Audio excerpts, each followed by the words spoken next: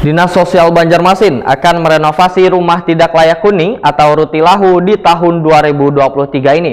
Dari target 46 unit rencana renovasi, hanya 38 unit nang terrealisasi.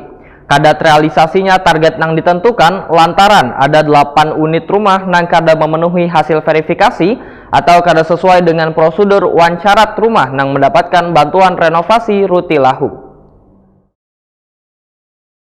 Dinas Sosial Banjarmasin akan merenovasi rumah tidak layak huni atau rutilahu di tahun 2023 ini. Dari target 46 unit rencana renovasi, hanya 38 unit nang terrealisasi. Kadar terrealisasinya target nang ditentukan lantaran ada 8 unit rumah nang kada memenuhi hasil verifikasi atau kada sesuai dengan prosedur wan syarat rumah nang mendapatkan bantuan renovasi rutilahu.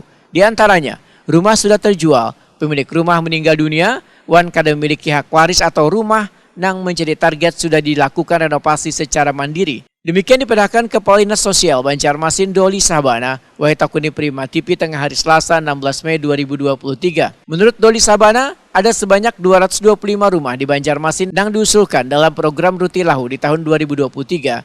Bahkan melalui anggaran pendapatan belanja daerah perubahan 2023 nanti akan lebih banyak lagi rumah tidak layak huni yang akan direnovasi. Dari 38 unit rumah yang akan direnovasi melalui program Rutilahu tahun ini, ujar Doli Sabana, paling banyak berada di kawasan Kecamatan Banjarmasin Selatan, wan Banjarmasin Barat, dengan intensitas kasus ke kawasan kumuh, wan kemiskinan tertinggi dibandingkan wilayah lainnya.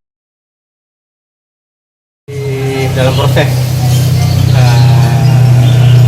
verifikasi, jadi ada tadi berapa? 38 dari 46. Nah, 6 yang mundur karena bukan yang mundur karena kita tidak lakukan, karena pertama tadi ada yang dijual, ada yang meninggal dunia, tidak punya ahli waris. Yang ketiga sudah dibangunkan, ada membangun sendiri gitu.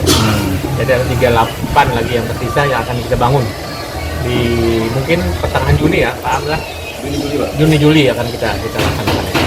Pak, dari yang sudah ditentukan ini masih ada apa yang belum tercover Pak untuk rutilahu ini, mengingat banyak usulan kita 124 ya, 225 sekarang.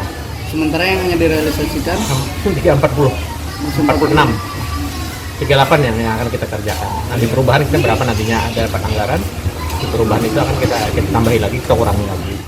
Doli Sabana berharap permasalahan rumah kada layak huni bisa secepatnya tertanggulangi supaya bisa mengurangi kawasan kumuh di Banjarmasin.